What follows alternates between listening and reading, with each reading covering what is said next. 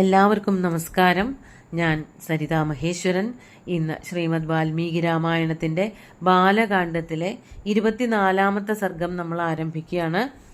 ചെറിയ ചെറിയ സർഗങ്ങളാണ്. 25ഓളം ശ്ലോകങ്ങൾ കഷ്ടിയേ ഉള്ളൂ. ഓരോ സർഗത്തിലും ഓരോ കഥാഭാഗങ്ങളായിട്ട് പറഞ്ഞു പോവുകയാണ് ചെയ്യുന്നത്. കഴിഞ്ഞ ദിവസം പറഞ്ഞു നിർത്തിയത് വിശ്വാമിത്രൻ ബാലകന്മാരായിട്ടുള്ള രാമലക്ഷ്മണന്മാരുമായിട്ട് കാമാശ്രമത്തിലേക്ക് എത്തിയെന്നാണ്. അവിടെയുള്ള ഋഷീശ്വരന്മാരുടെ ആതിഥ്യമൊക്കെ സ്വീകരിച്ച് സന്തോഷമായിട്ട് കഥകളൊക്കെ പറഞ്ഞ് അന്നത്തെ രാത്രി അവിടെ കഴിച്ചുകൂട്ടി. പിറ്റേന്ന് വീണ്ടും സിദ്ധാശ്രമത്തിലേക്കുള്ള യാത്ര തുടങ്ങുകയാണ്. നമുക്ക് 1-ാമത്തെ ശ്ലോകം നോക്കാം. തതഃ പ്രഭാതേ വിമലേ കൃതാന്ഹികമരിന്ദമോ വിശ്വാമിത്രം പുരസ്കൃത്യ നദ്യാസ്തീരമുപാഗതോ. തതഃ പ്രഭാതേ, അന്ന് രാത്രി കഴിച്ചു കൂട്ടിയിട്ട് പിറ്റേന്ന് രാവിലെ വിമലേ, നല്ല തെളിഞ്ഞ ആകാശവും തെളിഞ്ഞ പകലും ഒക്കെ ഉള്ളതായിട്ടുള്ള ആ പിറ്റേന്ന് രാവിലെ കൃതാന്ഹികമരിന്ദമവും, ആ ശത്രുക്കളെ ദമനം ചെയ്യുന്നവരിൽ ദത്തശ്രദ്ധരായിട്ടുള്ള ബാലകന്മാര് ശ്രീരാമനും ലക്ഷ്മണനും കൃതാന്ഹികം, അതായത് സന്ധ്യാവന്ദനം, വെളുപ്പാങ്കാലത്തെ ഉഷസന്ധ്യയിലെ സന്ധ്യാവന്ദനമൊക്കെ കഴിച്ചിട്ട് വിശ്വാമിത്രനെ മുമ്പിൽ നടത്തിയിട്ട്, അതായത് വിശ്വാമിത്രൻ മുമ്പ് പോണു, പിന്നാലെ ഈ 2 ബാലകന്മാരും കൂടിയിട്ട് നദ്യാഹ തീരം ഉപാഗതവും, സരയൂ നദിയുടെ തീരത്തേക്ക്, അല്ലെങ്കിൽ സരയും ഗംഗയും ഒക്കെ ചേരുന്നതായിട്ടുള്ള ആ മഹാനദികളുടെ തീരത്തേക്ക്, ഇവർ കുറച്ച് തീരത്തുനിന്ന് കുറച്ച് മാറിയിട്ടാവുമല്ലോ ആശ്രമപദമൊക്കെ ഉള്ളത്, അവിടെ നിന്ന് ഇവർ നദിയുടെ അടുത്തേക്ക് നടന്നു വന്നു. 2 പേരും, ഈ 2 ബാലകന്മാരും വിശ്വാമിത്രനും കൂടിയിട്ട്. എന്നിട്ടോ 2-ാമത്തെ ശ്ലോകം നോക്കാം. തേജ സർവേ മഹാത്മാനോ മുനയ സംശിതവ്രതാ ഉപസ്ഥാപ്യ ശുഭാം നാവം വിശ്വാമിത്രമഥാബ്രുവൻ. ആ ആശ്രമത്തിലുണ്ടായിരുന്ന എല്ലാ ഋഷിമാരും ഇവരെ അനുഗമിച്ചു. അതായത് ഇവര് ആ നദിയുടെ തീരത്തേക്ക്, ഇനി നദി കടക്കുകയൊക്കെ വേണം, അതിനു വേണ്ടിയിട്ട് അത്രയും ദൂരത്തേക്ക് ആശ്രമത്തിൽ നിന്ന് എല്ലാ ഋഷിമാരും ഈ ബാലകന്മാരുടെയും വിശ്വാമിത്രൻ്റെയും കൂടെ നടന്നു വന്നു. വ്രതാനുഷ്ഠാനങ്ങളൊക്കെ നടത്തിയവരും അതുപോലെ യാതൊരു സംശയങ്ങളും ബാക്കിയില്ലാത്തവരായിട്ടുള്ള ആ മുനിമാര്, അവർ തപസ് ചെയ്ത എല്ലാ അറിവുകളും നേടിയെടുത്തിട്ടുള്ളവരാണ്. അവർക്ക് ലൗകികമായിട്ടുള്ള കാര്യങ്ങളിലൊന്നും യാതൊരു സംശയവുമില്ല. അതുകൊണ്ട് അവരെല്ലാവരും തന്നെ രാവിലെ തന്നെ എണീറ്റ് നല്ല ഈ പറഞ്ഞ കുട്ടികളെയും വിശ്വാമിത്രനെയും നദി കടത്തി വിടാൻ വേണ്ടിയിട്ട് ഉത്തമമായിട്ടുള്ള നല്ല മരം കൊണ്ട് നിർമ്മിച്ചതായിട്ടുള്ളൊരു വഞ്ചിയൊക്കെ വരുത്തിയിട്ട് വിശ്വാമിത്രനോട് ഇപ്രകാരം പറഞ്ഞു. അതാണ് ഉപസ്ഥാപ്യ ശുഭാം നാവം, വലിയ കേടുപാടുകളൊന്നും സംഭവിക്കാത്ത പുത്തനായിട്ടുള്ള ഒരു വഞ്ചി, തോണി കൊണ്ടുവന്നിട്ട് അതിൽ കയറിയിരുന്നിട്ട് യാത്ര ചെയ്തോളാനായിട്ടുള്ള നിർദ്ദേശം വിശ്വാമിത്രനോടായിട്ട് പറയാണ്. അതാണ് വിശ്വാമിത്രം അധ അബ്രുവൻ. ഇവരെല്ലാവരും കൂടിയിട്ട് വിശ്വാമിത്രനോട് ഇപ്രകാരം പറഞ്ഞു. എന്താ പറഞ്ഞത്? 3-ാമത്തെ ശ്ലോകം നോക്കാം. ആരോഹതു ഭവാൻ നാവം രാജപുത്ര പുരസ്കൃത അരിഷ്ടം ഗച്ഛ ബന്ധാനം മാ ഭൂത്കാല വിപര്യയ. ഇവിടെ പറയാണ്, ആരോഹതു ഭവാൻ നാവം, രാവിലെ ആയിട്ടല്ലേ ഉള്ളൂ, വേഗം തന്നെ യാത്ര തുടങ്ങിക്കോളൂ, വേഗം എല്ലാവരും 3 പേരും കൂടിയിട്ട് ഈ വഞ്ചിയിലേക്ക് കയറിക്കോളൂ. ആരോഹതു ഭവാൻ നാവം, നാവം എന്ന് വെച്ചാൽ നൗ എന്ന് പറഞ്ഞാൽ വഞ്ചി എന്നാണ് അർത്ഥം. വഞ്ചിയിലേക്ക് അങ്ങ് കയറിക്കോളൂ, ഒപ്പം തന്നെ രാജപുത്ര പുരസ്കൃതവും, രാജപുത്രന്മാരെയും കൂടെ കൂട്ടിക്കോളൂ. നിങ്ങൾ 3 പേരും കൂടിയിട്ട് ഈ വഞ്ചിയിൽ കയറി ഇരുന്നിട്ട് യാത്ര തുടങ്ങിക്കോളൂ. അരിഷ്ടം ഗച്ഛ ബന്ധാനം മാ ഭൂത്കാല വിപര്യയ. കുറച്ചധികം ദൂരം പോകാനുള്ളതാണല്ലോ, യാത്ര അത്ര വേഗം തീരണതല്ല. സിദ്ധാശ്രമത്തിലേക്ക് കുറേ അധികം യാത്ര ചെയ്യാനുണ്ട്. അത്ര നല്ല മാർഗമൊന്നും അല്ല താനും, കാട്ടിൽ കൂടെയൊക്കെയുള്ള വഴിയല്ലേ. അതാണ് അരിഷ്ടം ബന്ധാനം, കടന്നു പോകാൻ നല്ല ബുദ്ധിമുട്ടുള്ളതായിട്ടുള്ള മാർഗം. ആ മാർഗത്തിൽ കൂടെ കടന്നു പോയിക്കോളൂ, വേഗം തന്നെ പോയിക്കോളൂ. മാ ഭൂത് കാലവിപര്യയ, സമയം കളയണ്ട. അതായത് കാലവിപര്യം, അധികം നേരം വൈകുന്തോറും എത്താനുള്ള സ്ഥലത്ത് എത്തിച്ചേരൂല്ല, വളരെ വൈകും അവിടേക്ക് എത്തിച്ചേരാൻ. അതുകൊണ്ട് സമയം കളയണ്ട, വേഗം തന്നെ വഞ്ചിയിൽ കയറി യാത്ര ചെയ്തോളൂ എന്ന് പറഞ്ഞ് അവരെ 3 പേരെയും വഞ്ചിയിൽ കയറാനായിട്ട് പ്രേരിപ്പിക്കുകയാണ് മറ്റ് ഋഷീശ്വരന്മാർ. അതിനുശേഷം വിശ്വാമിത്രൻ എന്താ ചെയ്തത്? 4-ാമത്തെ ശ്ലോകം നോക്കാം. വിശ്വാമിത്രസ്തഥേത്യുക്ത്വാ താൻ ഋഷീൻ പ്രതിപൂജ്യ ച തതാരസഹിതസ്താഭ്യാം സരിതം സാഗരം ഗമാം.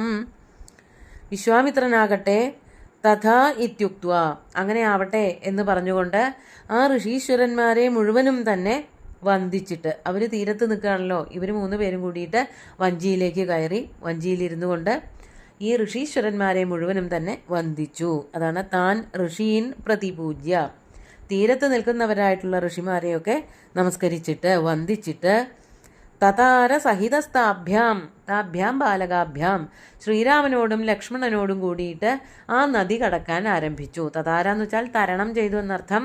തരണം ചെയ്തുകൊണ്ടിരിക്കുകയാണ്. തരണം ചെയ്ത് അപ്പുറത്തെ തീരത്തേക്ക് എത്തിയിട്ടില്ല, അവർ വഞ്ചിയിലിരുന്ന് അപ്പുറത്തേക്ക് കടക്കാൻ ആരംഭിച്ചു. ഏത് നദിയെ? സരിതം എന്ന് പറഞ്ഞാൽ ഗംഗാനദി ആവണം. ആ ഗംഗാനദി എങ്ങനെയാണ് അത് ഒഴുകുന്നത്? സാഗരം ഗമാം, സാഗരത്തിലേക്ക് ഒഴുകിക്കൊണ്ടിരിക്കുന്നവളായിട്ടുള്ള ആ നദിയെ തരണം ചെയ്യാനായിട്ട് ഈ വഞ്ചിയിൽ കയറിയിട്ട് തരണം ചെയ്യാനായിട്ട് ആരംഭിച്ചു എന്നാണ് ഈ ശ്ലോകത്തിൽ പറയണത്. നമുക്ക് 5ാമത്തെ ശ്ലോകം നോക്കാം. തത്ര ശുശ്രാവവൈ ശബ്ദം തോയ സംരംഭവർദ്ധിതം മധ്യമാഗമ്യ തോയസ്യ തസ്യ ശബ്ദസ്യ നിശ്ചയം. 6 കൂടി നോക്കാം. ജ്ഞാതുകാമോ മഹാതേജ സഹ രാമഃ കനീയസ അധ രാമഃ സരിന്മധ്യേ പപ്രച്ഛ മുനിപുംഗവം. അങ്ങനെ അവർ വഞ്ചിയിൽ കയറിയിട്ട് പതുക്കെ പതുക്കെ അങ്ങനെ വഞ്ചി നീങ്ങിക്കൊണ്ടിരിക്കുമ്പോൾ അപ്പുറത്തേക്ക് തീരത്തേക്ക് എത്തുന്നതിന് മുമ്പേ മധ്യഭാഗത്തെത്തി. അപ്പോൾ തത്ര ശുശ്രാവ വൈ ശബ്ദം തോയ സംരംഭവർദ്ധിതം. ഈ വഞ്ചി ഇങ്ങനെ നടുക്കിലേക്ക് എത്തിയപ്പോഴേക്കും ഭയങ്കര ഒരു ശബ്ദം നടുക്കിൽ നിന്ന് കേൾക്കാൻ തുടങ്ങി. തിര തല്ലുന്നത് പോലെയുള്ളതായിട്ടുള്ളൊരു ശബ്ദം. അതാണ് തോയ സംരംഭവർദ്ധിതം. ഈ ജലപ്രവാഹം, അതിലുള്ളതായ തിരകൾ അങ്ങോട്ടും ഇങ്ങോട്ടും തല്ലുന്നതായിട്ടുള്ളൊരു ശബ്ദം കേൾക്കാൻ തുടങ്ങി. അതെവിടെ വെച്ചിട്ടാണ് കേട്ടത്? മധ്യമാഗമ്യ തോയസ്യ, ആ നദിയുടെ വെള്ളം, അതായത് ഒഴുക്കാണല്ലോ, നദിയാണല്ലോ, അതിൻ്റെ മധ്യമെത്തിയപ്പോഴാണ് ഈ ശബ്ദം കേൾക്കാൻ തുടങ്ങിയത്. അപ്പോൾ അത് കേട്ടപ്പോൾ തസ്യ ശബ്ദസ്യ നിശ്ചയം ജ്ഞാതുകാമ, ആ ശബ്ദം എന്തിൻ്റെയാണ് എന്നറിയാൻ ആഗ്രഹിക്കുന്നവനായിട്ടുള്ള ശ്രീരാമൻ. മഹാതേജാഹ രാമ കനീയസാ സഹ, ശ്രീരാമന് മാത്രമല്ല ലക്ഷ്മണനും അതെന്താണ് എന്നറിയാനുള്ള കൗതൂഹലം തോന്നി. അപ്പോൾ ആ ശബ്ദത്തിൻ്റെ പ്രഭവം എന്താണ് എന്നറിയാൻ ആഗ്രഹിക്കുന്നവരായിട്ടുള്ള മഹാതേജസ്വികളായിട്ടുള്ള ആ 2 ബാലകന്മാർ ശ്രീരാമനും അനിയനായിട്ടുള്ള കനീയസ എന്ന് പറഞ്ഞാൽ താഴെയുള്ളവനായിട്ടുള്ള ലക്ഷ്മണനും കൂടിയിട്ട് എന്തു ചെയ്തു? അധ രാമ സരിന്മധ്യേ പപ്രച്ഛ മുനിപുംഗവം. അങ്ങനെ ആ നദിയുടെ മധ്യത്തിലെത്തിയപ്പോൾ മുനിപുംഗവനായിട്ടുള്ള വിശ്വാമിത്രനോട് രാമൻ തന്നെയാണ് ചോദിച്ചത്. അപ്പോൾ വഞ്ചിയിൽ കൂടെ സഞ്ചരിക്കുമ്പോൾ മധ്യത്തിലെത്തിയപ്പോൾ ഭയങ്കരമായിട്ടുള്ളൊരു ശബ്ദം, എവിടെ നിന്നോ മുഴങ്ങിക്കേൾക്കുന്നതായിട്ടുള്ളൊരു ശബ്ദം കേട്ടു. ആ ശബ്ദം കേട്ടപ്പോൾ അതെന്താണെന്നറിയാൻ രാമലക്ഷ്മണന്മാർക്ക് കൗതുകം തോന്നി. അങ്ങനെ രാമനാണ് വിശ്വാമിത്രനോട് ഇതെന്തിൻ്റെ ശബ്ദമാണ് എന്ന് ചോദിക്കണത്. അതാണ് രാമ സരിന്മധ്യേ, സരിന്മധ്യേ എന്ന് വെച്ചാൽ നദിയുടെ മധ്യഭാഗത്ത് എത്തിയപ്പോൾ മുനിപുംഗവം പപ്രച്ഛ, മുനിപുംഗവനോട് വിശ്വാമിത്രനോട് ചോദിച്ചു. എന്താണ്? 7ാമത്തെ ശ്ലോകം നോക്കാം.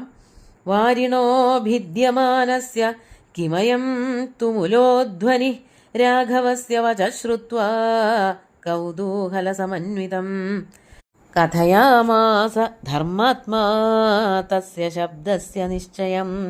ഈ 8ാമത്തെ ശ്ലോകം കൂടി ചേർത്ത് പറഞ്ഞാലേ, അതിൻ്റെ ഒരു ഭാഗം കൂടി ചേർത്ത് പറഞ്ഞാലേ അർത്ഥം പൂർണ്ണമാവുള്ളൂ എന്നുള്ളത് കൊണ്ടാണ് 8ാമത്തെ ശ്ലോകത്തിൻ്റെ ഒരു ഭാഗം കൂടി പറഞ്ഞത്. പിന്നെ ബാക്കിയുള്ളത് 8ൻ്റെ ബാക്കിയുള്ളത് അടുത്ത ശ്ലോകത്തിലേക്കാണ് വ്യാപിച്ചു നിൽക്കുന്നത്. അപ്പോൾ രാമൻ ചോദിക്കുകയാണ്, വാരിണോ ഭിദ്യമാനസ്യ കിമയം തുമുലോധ്വനി, ഒഴുകണ ഈ നദിയുടെ ഇടയ്ക്ക് എന്താണ് ഈ കേൾക്കുന്നതായിട്ടുള്ള ശബ്ദം? അതാണ് ഈ നടുക്ക് എത്തുമ്പോൾ, ഒരു പുഴയുടെ നടുക്കിലെത്തുമ്പോൾ ഒഴുകുന്ന പുഴയുടെ ശബ്ദം കേട്ടാൽ മതിയല്ലോ. അതല്ലാതെ അതിൽ നിന്നും വേർതിരിക്കുന്ന തിരമാലകൾ കൂട്ടിയടിക്കുന്ന പോലത്തെ ഒരു ശബ്ദം കേൾക്കുന്നുണ്ടല്ലോ. അതാണ് വാരിണോ ഭിദ്യമാനസ്യ, വെള്ളം തമ്മിൽ കൂട്ടിയടിക്കുന്നതായിട്ടുള്ളൊരു ശബ്ദം കേൾക്കുന്നുണ്ടല്ലോ. അത് നിസ്സാര ശബ്ദമൊന്നുമല്ല, തുമുലോധ്വനി, തുമുലമായിട്ടുള്ള ഭയങ്കരമായിട്ടുള്ള പേടിപ്പിക്കുന്നതായിട്ടുള്ള ഒരു ശബ്ദം വെള്ളത്തിൻ്റെ അടിഭാഗത്ത് നിന്ന് കേൾക്കുന്നുണ്ടല്ലോ. കിമയം, അതെന്താണ് എന്ന് ശ്രീരാമൻ വിശ്വാമിത്രനോട് ചോദിക്കുകയാണ്. എന്നിട്ടത് കേട്ടപ്പോൾ രാഘവസ്യ വചശ്രുത്വ കൗതൂഹല സമന്വിതം കഥയാമാസ ധർമാത്മാ തസ്യ ശബ്ദസ്യ നിശ്ചയം. രാഘവന്റെ ഈ വാക്കുകൾ കേട്ടപ്പോൾ വളരെ ആകാംക്ഷയോട് കൂടിയിട്ടാണ് ശ്രീരാമനും ലക്ഷ്മണനും ഇരിക്കുന്നത്. രാമൻ ചോദിച്ചു എന്ന് മാത്രമേ ഉള്ളൂ.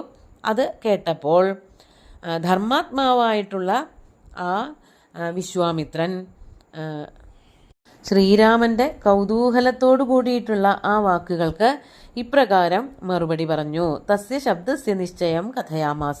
ഈ ശബ്ദം എവിടെ നിന്നാണ് പൊന്തി വരുന്നത് എന്നുള്ള ആ ഒരു വിഷയം മറുപടിയായിട്ട് ഇപ്രകാരം പറഞ്ഞു. അപ്പോൾ ആ കഥകളൊക്കെ അടുത്ത ദിവസം നോക്കാം. നമുക്ക് ഇന്നത്തെ ശ്ലോകങ്ങൾ ഒന്നുകൂടി ചൊല്ലി നോക്കാം.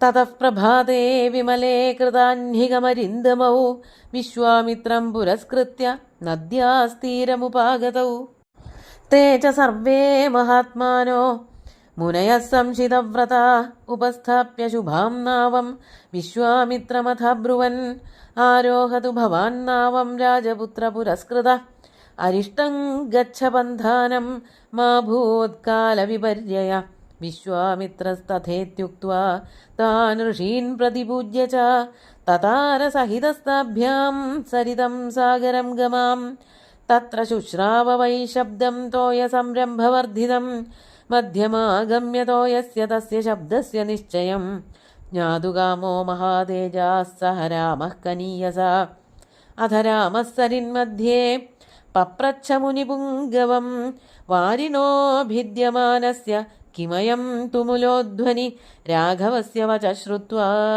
കൗതൂഹലസമന്വിതം കഥയാമാസ ധർമാത്മാ തസ്യ ശബ്ദസ്യ നിശ്ചയം. സുന്ദരമായിട്ടുള്ള ഈ ശ്ലോകങ്ങൾ ഭഗവാൻ ശ്രീരാമചന്ദ്രൻ്റെ കാൽക്കൽ അർപ്പിച്ചുകൊണ്ട് ഗുരുവായൂരപ്പനെ സാഷ്ടാംഗം നമസ്കരിച്ചുകൊണ്ട് എല്ലാവർക്കും ശുഭദിനം നേർന്നു നിർത്തട്ടെ. നന്ദി.